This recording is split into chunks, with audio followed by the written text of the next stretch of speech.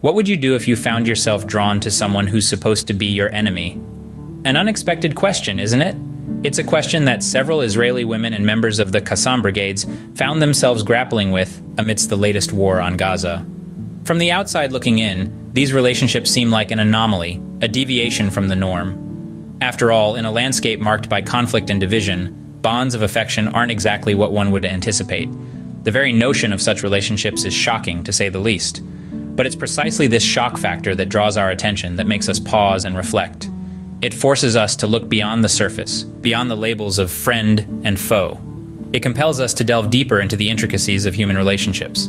These relationships, while initially perplexing, raise several intriguing questions. In the face of conflict and danger, what choices are left for the human heart? The heart, as we know, is an unpredictable thing. It often finds solace in the most unexpected places.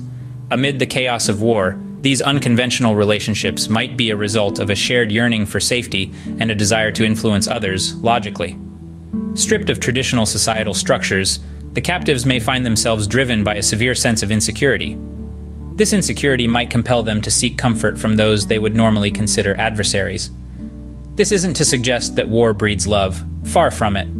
It is, however, an exploration of how extreme circumstances can blur the lines of what we perceive as normal.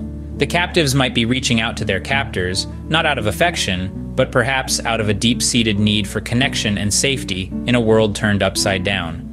But these relationships might also be an unintended consequence of the harsh conditions imposed by the war. Underneath the armor of conflict, can we find a shared humanity? This question may seem far-fetched in the throes of war, yet the most unlikely of bonds are sometimes formed in the most dire of circumstances. The captives, despite their dire situation, may find an unexpected source of care and compassion from the Qassam brigades.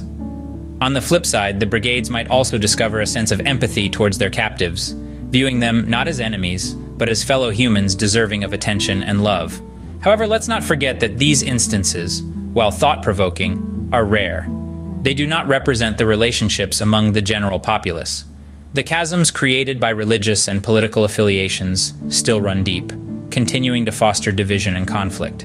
They remind us that the landscape of human relationships is complex and multifaceted, shaped by a multitude of factors beyond our control.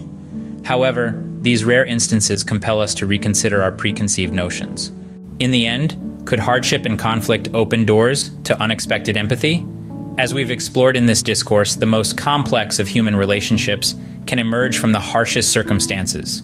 The recent conflict in Gaza has given rise to unexpected bonds that challenge our understanding of empathy, connection, and the human capacity to find common ground amidst conflict. These surprising relationships between captives and their captors may seem unfathomable, yet they provide a startling insight into the human psyche.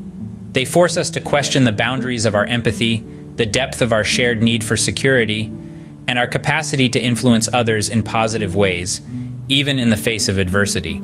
However, we must remember that these unusual relationships are not representative of the broader populace, as religious and political affiliations continue to create divisions and instability. The recent events in Gaza force us to rethink the nature of human relationships in times of conflict.